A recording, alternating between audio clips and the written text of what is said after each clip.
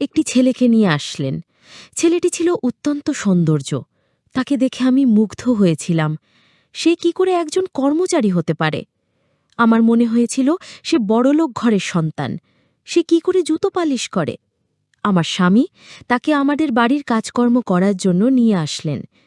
কিন্তু একদিন আমার স্বামী শহরে একটা বড় কাজে চলে গেলেন। তখন বাড়িতে আমি আর ওই কর্মচারী শিবু ছিলাম। কিন্তু সেদিন তো বন্ধুরা, বাকিটা তোমাদের বলছি, তার আগে তোমাদের একটা কথা বলি, রাগ করবে না। কিন্তু তোমরা এই ভিডিওতে একটি লাইক দিয়ে এবং চ্যানেলটি সাবস্ক্রাইব করে পাশে থাকবে। এবার আসল ঘটনাটি শুরু করি। আমার নাম ঐশী, স্বামী রাজেশ আর আমি, এই নিয়েই আমাদের ছোট্ট সংসার। রাজেশ একটি প্রাইভেট কোম্পানিতে উচ্চপদে চাকরি করে, আর আমি বাড়ির সব কিছু সামলাই। ইদানিং কাজের চাপ বড্ড বেড়ে গিয়েছিল। একা হাতে সবটা সামলে উঠতে পারছিলাম না। রাজেশকে অনেকদিন ধরেই বলছিলাম একজন সাহায্যকারী রাখার জন্য। অবশেষে একদিন সন্ধ্যায় রাজেশ বাড়ি ফেরার সময় সাথে করে একটি ছেলেকে নিয়ে এলো। রাজেশ বলল, ঐশী, তোমার জন্য একজন সাহায্যকারী নিয়ে এসেছি। আজ থেকে ও আমাদের বাড়িতে থাকবে। আমি ছেলেটির দিকে তাকালাম। বয়স ২২-২৩ হবে, শ্যামলা গায়ের রং, কিন্তু চেহারায় একটা অদ্ভুত সারল্য আর আভিজাত্যের ছাপ। ময়লা শার্ট প্যান্ট পরা থাকলেও তাকে কোনোভাবেই বাড়ির কাজের লোক বলে মনে হচ্ছিল না। আমি অবাক হয়ে রাজেশকে জিজ্ঞেস করলাম, ওকে কোথায় পেলে তুমি? দেখে তো মনে হচ্ছে ভালো ঘরের ছেলে। রাজেশ শেষে বলল, ওকে আমি রাস্তার মোড়েই জুতো পালিশ করতে দেখেছিলাম। প্রচণ্ড রোদের মধ্যে ঘামতে ঘামতেও কাজ করছিল, কিন্তু ওর চোখে মুখে একটা সততার ছাপ ছিল। আমার খুব মায়া হলো। কথা বলে জানলাম ওর থাকার কোনো জায়গা নেই। তাই আমি ওকে বললাম, জুতো পালিশ করে যা রোজগার করো তার ৩ গুণ টাকা আমি মাইনে দেব, তুমি আমাদের বাড়িতে কাজ করবে। ও এক কথায় রাজি হয়ে গেল। আমি ছেলেটির দিকে তাকিয়ে বললাম, তোমার নাম কি? সে নম্রভাবে মাথা নিচু করে বলল, আমার নাম শিবু। তার বিনয়ী আচরণ দেখে আমার ভালো লাগল।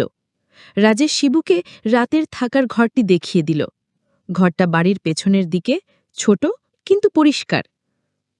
রাজেশ তাকে বলল, তোমার যদি কোনো অসুবিধা হয় তাহলে আমাকে বা তোমার ম্যাডামকে জানাবে। রাতে খাওয়ার পর রাজেশ অফিসের কাজে ব্যস্ত হয়ে পড়ল।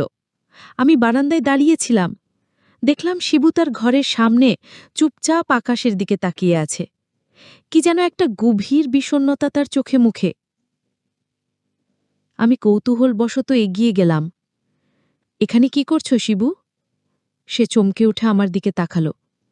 বলল, কিছু না ম্যাডাম, এমনিতেই। আমি বললাম, তোমার কি বাবা মা কেউ নেই? শিবু একটা লম্বা শ্বাস ফেলে বলল, না ম্যাডাম, আমি খুব ছোটবেলায় হারিয়ে গিয়েছিলাম। তারপর থেকে মানুষের বাড়িতে, স্টেশনে, রাস্তার মোড়ে বড় হয়েছি। বাবা মায়ের চেহারাও আমার ঠিকমতো মনে নেই। তার কথা শুনে আমার মনের ভিতরটা কেমন গড়ে উঠল। কিন্তু পরক্ষণেই শিবু আমার দিকে অদ্ভুতভাবে তাকিয়ে বলল, ম্যাডাম, আপনাকে দেখে আমার কেন যেন খুব চেনা চেনা লাগছে। মনে হচ্ছে আপনাকে আমি আগেও কোথাও দেখেছি। কথাটা শুনে আমি চমকে উঠলাম। একজন কর্মচারী যাকে আমি চিনি না জানি না, তার মুখে এমন কথা শুনে আমার মনের ভিতরটা কেমন যেন অস্বস্তিতে ভরে গেল। আমি কঠোর স্বরে বললাম, কাজের মানুষের মতো থাকো, বেশি কথা বলার দরকার নেই। এখন যাও, ঘুমিয়ে পড়ো। শিবু হয়তো আমার কথায় কষ্ট পেল। সে চুপচাপ মাথা নিচু করে নিজের ঘরে চলে গেল। কিন্তু আমার মনে কেমন যেন সন্দেহ হল। ছেলেটা কি আসলেই সহজ সরল, নাকি এর পিছনে অন্য কোনো উদ্দেশ্য আছে? তার ওই অদ্ভুত চাহনি আর কথা আমার রাতের ঘুম কেড়ে নিল। পরের দিন থেকে শিবু বাড়ির কাজে লেগে গেল। তার কাজে কোনো খুঁত ধরার উপায় ছিল না। ঘরদোর ঝকঝকে তকতকে রাখা, বাগান পরিষ্কার করা, বাজার করা, সব কাজ সে অত্যন্ত নিষ্ঠার সাথে করত। রাজেশ তো তার কাজে মুগ্ধ। সারাক্ষণ আমার কাছে শিবুর প্রশংসা করত। দেখেছ ঐশী, কি ভালো একটা ছেলেকে এনেছি, একেবারে হীরের টুকরো। আমি রাজেশের কথায় সায় দিতাম, কিন্তু আমার মন থেকে সন্দেহের কাঁটাটা নামাতে পারছিলাম না। শিবু কাজে কর্মে ভালো হলেও তার কিছু কথাও অদ্ভুত ছিল। সে প্রায়ই আমার দিকে অপলক দৃষ্টিতে তাকিয়ে থাকত। আমি টের পেলেই সে চোখ নামিয়ে নিত। মাঝে মাঝে অনুমতি ছাড়াই বেশি কথা বলত, যা আমার অস্বস্তি বাড়িয়ে দিত। একদিন দুপুরে আমি আমার পুরনো অ্যালবামগুলো দেখছিলাম, আমার ছোটবেলার ছবি, বাবা মায়ের সাথে তোলা ছবি। হঠাৎ পেছনে কারো উপস্থিতি টের পেয়ে ঘুরে তাকালাম। দেখি শিবু দরজার পাশে দাঁড়িয়ে আছে। আমি কিছুটা বিরক্ত হয়ে বললাম, তুমি এখানে কি করছো? অনুমতি ছাড়া আমার ঘরে ঢুকেছ কেন? শিবু ভয়ে পেয়ে বলল, মাফ করবেন ম্যাডাম, আমি আপনাকে ডাকতে এসেছিলাম। আপনি দুপুরের খাবার খাবেন কিনা তার জন্য এসেছিলাম। আমি কঠোরভাবে বললাম, দরজার বাইরে থেকে ডাকতে পারবে, আর কখনো আমার অনুমতি ছাড়া ঘরে ঢুকবে না। সে মাথা নিচু করে চলে গেল, কিন্তু আমি লক্ষ্য করলাম তার যাওয়ার আগে তার চোখ দুটো অ্যালবামের উপর আটকে ছিল। আমার সন্দেহ আরও ঘনীভূত হল। তার উদ্দেশ্য পরিষ্কার নয় বলে মনে হচ্ছিল, নাকি অন্য কোনো উদ্দেশ্য। কয়েকদিন পর শিবু এসে আমাকে বলল, ম্যাডাম, আমাকে যে ঘরটা দিয়েছেন সেখানে থাকতে একটু অসুবিধে হচ্ছে। আমি অবাক হয়ে বললাম, কেন? কি অসুবিধা? সে ইতস্তত করে বলল, ঠিক বলতে পারবো না ম্যাডাম, ঘরটাতে ঢুকলে আমার কেমন যেন একটা অস্বস্তি হয়। মনে হয় এই পরিবেশটা আমার জন্যে নয়। আমি তার কথা শুনে তার ঘরে গেলাম। চারপাশ ভালো করে দেখলাম। আলো বাতাসের কোনো কমতি নেই, ঘরটাও পরিষ্কার। আমি কোনো সমস্যাই খুঁজে পেলাম না। আমার রাগ বেড়ে গেল। আমি বললাম, দেখো শিবু, আমি তোমার কোনো নাটক সহ্য করব না। যে ঘরে থাকতে দেওয়া হয়েছে সেখানেই থাকতে হবে। যদি বেশি সমস্যা হয় তাহলে তুমি কাজ ছেড়ে চলে যেতে পারো। আমার কথায় শিবু কষ্ট পেয়েছিল, তা তার মুখ দেখেই বোঝা যাচ্ছিল। সে আর একটাও কথা না বলে নিজের কাজে মন দিল। কিন্তু সেদিন রাতে আমি একটা অদ্ভুত স্বপ্ন দেখলাম কর্মচারী সেই ছেলেটি আমাকে বলল, ম্যাডাম, আমি আর আপনার বাড়িতে থাকব না, চাকরিও করব না, কারণ আপনি অনেক সন্দেহ করেন।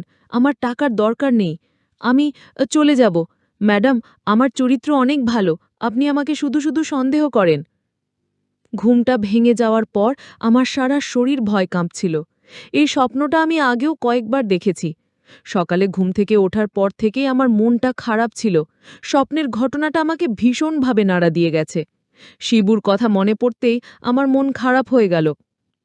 রাজেশ আমার অবস্থা দেখে জিজ্ঞেস করল, কি হয়েছে ঐশী? তোমাকে এমন চিন্তিত দেখাচ্ছে কেন? আমি তাকে স্বপ্নের কথা বললাম। রাজেশ আমাকে সান্ত্বনা দিয়ে বলল, এসব কথা ভেবে কষ্ট পেও না, যা হওয়ার তা হয়ে গেছে। কিন্তু আমার মন মানছিল না। সারাদিন আমি অন্যমনস্ক হয়ে রইলাম। এরই মধ্যে শিবুর অদ্ভুত কথাগুলো আমার কানের মধ্যে বাজতে লাগল। সন্দেহ আরও বেড়ে গেল। সে এখন আগের চেয়েও বেশি চুপচাপ থাকত, কিন্তু তার সেই অদ্ভুত চাহনিটা বদলায়নি। মাঝে মাঝে দেখতাম সে উঠোনের এক কোণে বসে কি যেন ভাবছে। তার চোখের কোণে জল চিকচিক করত। আমার মনে হতো এই ছেলেটা কোনো বড় রহস্য লোক আছে। একদিন আমি রাজেশকে বললাম, আমার শিবুকে নিয়ে খুব ভয় হচ্ছে। ওর কথাবার্তা একদমই স্বাভাবিক নয়। আমার মনে হয় ও ভালো মানুষ নয়। রাজেশ আমার কথা উড়িয়ে দিয়ে বলল, ঐশী, তুমি অকারণে ওকে সন্দেহ করছো। ও খুব ভালো ছেলে। হয়তো ওর জীবনে অনেক কষ্ট আছে, তাই একটু চুপচাপ থাকে। তুমি ওর সাথে একটু ভালো করে কথা বলো, দেখবে সব ঠিক হয়ে যাবে। রাজেশের কথায় আমি আশ্বস্ত হতে পারলাম না। আমার মনে হলো রাজেশ বড্ড বেশি সরল। সে মানুষের উপরে দেখে বিশ্বাস করে ফেলে। আমি ঠিক করলাম শিবুর ওপর নজর রাখব। এর কয়েকদিন পরেই রাজেশকে অফিসে জরুরি কাজে ৩ দিনের জন্য শহরের বাইরে যেতে হলো। যাওয়ার আগে সে শিবুকে ডেকে বলল, শিবু, আমি কয়েকদিনের জন্য থাকব না। তুমি বাড়ির সব দায়িত্ব ঠিকমতো পালন করবে আর ম্যাডামের খেয়াল রাখবে। শিবু মাথা নেড়ে সম্মতি জানালো। রাজেশ চলে যাবার পর আমার মনের ভেতরটা কেঁপে উঠল। এই কদিন আমাকে এই অদ্ভুত লোকটার সাথে একা বাড়িতে থাকতে হবে। আমার ভয়টা শতগুণ বেড়ে গেল। আমি ঠিক করলাম এই সুযোগে শিবুর আসল পরিচয় খুঁজে বের করতেই হবে। সে আসলে কে, কি চায়, তা আমাকে জানতেই হবে। রাজেশ যাওয়ার প্রথম দিনটা কোনো অঘটন ছাড়াই কেটে গেল। শিবু বাড়ির কাজ নিঃশব্দে করে যাচ্ছিল, কিন্তু তার নীরবতা আমার কাছে আরও বেশি ভয়ের কারণ হয়ে দাঁড়িয়েছিল। আমার মনে হচ্ছিল এটা হয়তো বড় কোনো ঝড়ের আগের শান্ত অবস্থা। রাতে আমি নিজের ঘরের দরজা ভালো করে বন্ধ করে ঘুমালাম। আমার মনে হচ্ছিল আমি যেন নিজের বাড়িতেই একজন বন্দী। পরদিন দুপুরে আমি রান্নাঘরে কাজ করছিলাম। হঠাৎ বাইরে থেকে একটা চিৎকারের আওয়াজ পেলাম। আমি দৌড়ে বাইরে গেলাম। দেখি পাশের বাড়ির ছোট ছেলেটা খেলতে গিয়ে পুকুরে পড়ে গেছে এবং পানিতে পড়ে গিয়েছিল। সেখানে কেউ ছিল না। আমি সাঁতার জানি না, কি করব ভেবে পাচ্ছিলাম না। ঠিক সেই মুহূর্তে শিবু তার পাশেই কাজ করছিল। সেই ঘটনাটা দেখতে পেয়ে এক মুহূর্তও দেরি না করে পুকুরে ঝাঁপ দিল। নিজের জীবনের ঝুঁকি নিয়ে সে ছেলেটাকে পানি থেকে তুলে আনল। ততক্ষণে আশপাশের লোকজনও ছুটে এসেছে। সবাই শিবুর সাহসের প্রশংসা করতে লাগল। ছেলেটির মা এসে তো শিবুর পায়ে পড়ে কান্নাকাটি শুরু করে দিল।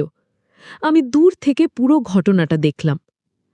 যে ছেলেটাকে আমি এতদিন ধরে সন্দেহ করে এসেছি, সে আজ একটা বাচ্চার জীবন বাঁচালো। আমার মনের ভেতরের বিশ্বাসের দেওয়ালটা প্রথমবারের মতো নড়ে উঠল। একজন অসৎ বা খারাপ মানুষের পক্ষে কি এমন নিঃস্বার্থভাবে অন্যের জীবন বাঁচানো সম্ভব? আমার মনের মধ্যে একটা তুমুল দ্বন্দ্ব শুরু হলো। একদিকে আমার দীর্ঘদিনের সন্দেহ, অন্যদিকে শিবুর আজকের এই সাহসিকতা। ভালো একটি কাজ, একটি শিশুর জীবন বাঁচানো। আমি কি তাহলে সত্যিই তাকে ভুল বুঝছি? সন্ধ্যায় আমি শিবুকে ডেকে বললাম, শিবু, আজ তুমি যে কাজটা করেছ তার জন্য অনেক ধন্যবাদ।